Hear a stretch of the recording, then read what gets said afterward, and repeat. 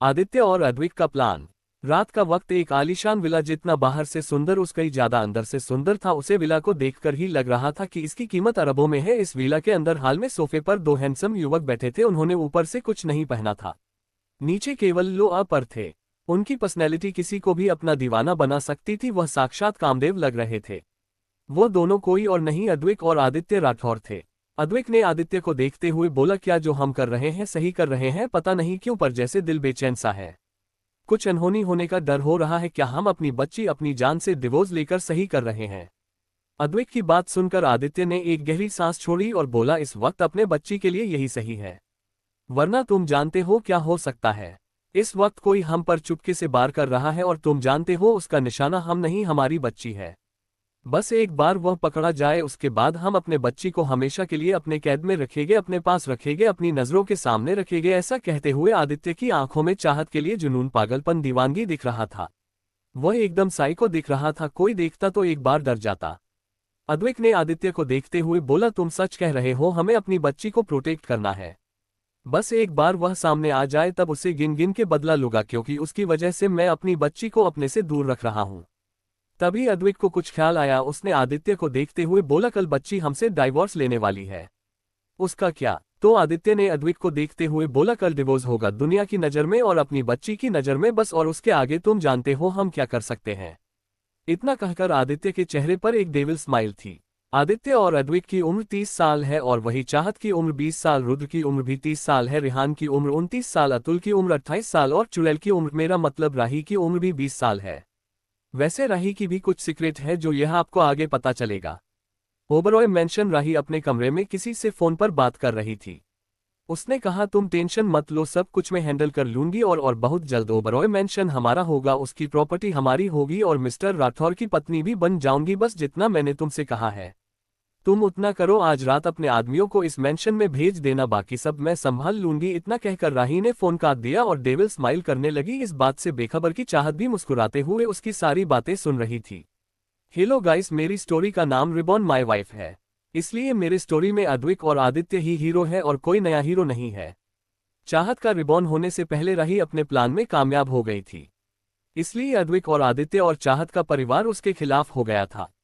पर इसका मतलब यह नहीं है कि इन लोगों को सजा नहीं मिलेगी, इन्हें भी अपने किए की सजा तो मिलनी चाहिए। रात के लगभग 2 बजे राही अपने कमरे से निकलकर चुपके से हॉल में आ गई। उसने चारों तरफ नजर दौड़ाई, सारी लाइट ऑफ थी, एक हल्की सी डीम लाइट जल रही थी। हॉल में इस वक्त कोई नहीं था, एक अजीब सी खामोशी थी।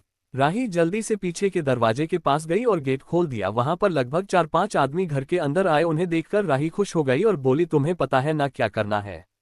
उसका कमरा फर्स्ट फ्लोर पर है। उसने हाथों से इशारा करके चाहत का कमरा बताया। उन्होंने मुंडी हाँ में हिलाए और फर्स्ट फ्लोर पर जाने लगे। राही ने जब देखा कि वह लोग फर्स्ट फ्लोर पर पहुंचने वाले हैं तो वह चुपके से अपने कमरे में चली गई और खुश होते हुए बोली, अब आएगा मजा। सुबह का वक्त 6 बजे। चाहत की माँ जल्दी जल्दी हाथ में पूजा की थाली लिए मंदिर में जाने लगी। वह जैसे ही हाल में पहुंचे एक जोरदार चीख के साथ चिल्लाई। चाहत की माँ की आवाज सुनकर सब जल्दी जल्दी अपने कमरे में से बाहर हॉल में आए। जब उन्होंने भी हाल का नजारा देखा तो उनकी आंखें हैरानी से बड़ी हो गई। सामने 4-5 आदमी हॉल में मरे पड़े थे, किसी की आंख निकली थी, किसी के पेट फाड़ा गया था तो किसी की सर धड़ से अलग थे।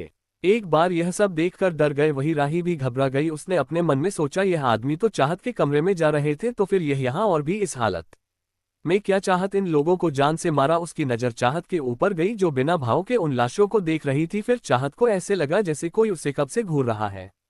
चाहत जानती थी यह कौन है, इसलिए उसने बिना देखे एक डीबल स्माइल पास करती है। ये ठीक कर राही की आंखें हैरानी से और बड़ी हो गई। इसका मतलब ये सब चाहत इसके आगे उससे कुछ बोलते ही नहीं बन रहा था। सच कहे तो इस बार राही के दिल में चाहत के लिए थोड़ा डर पैदा हो गया था। तभी रुद्र की नजर एक लाश पर गई जिसके हाथ में कुछ कागज था। रुद्र उस लाश के पास गया और उसके हाथों से कागज लिया और उसे पढ़कर उसकी आंखें हैरानी से बड़ी हो गई।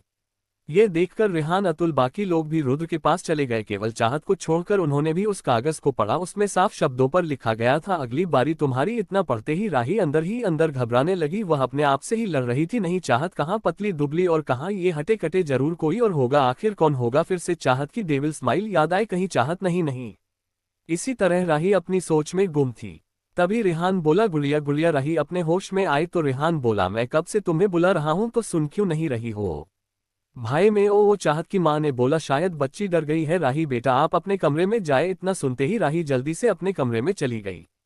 तभी रुद्र की नजर चाहत पर गई जो बिना भाव के उन लाशों को देख रही थी। रुद्र ने कहा, बेटा आप भी कमरे में जाओ। चाहत ने कोई जवाब नहीं दिया, जैसे उसने सुना ही ना हो। तभी रिहान बोला, बच्चे आप अपने कमरे में जाएं। तभी चाहत उन लोगों की तरफ देखकर बोली, मिस्टर ओबरॉय और मिस्टर जूनियर ओबरॉय, जहां तक मुझे पता है आपकी गुड़िया अपने कमरे में जा चुकी है, तो प्लीज ये दिखावापन मुझसे ना ही करे तो बेहतर है। मैंने अपनी जिंदगी अकेली जीना सीख लिया है, आगे भी जी लूंगी। ये फिक्र करने का दिखावा मुझसे ना ही करे तो बेहतर होगा।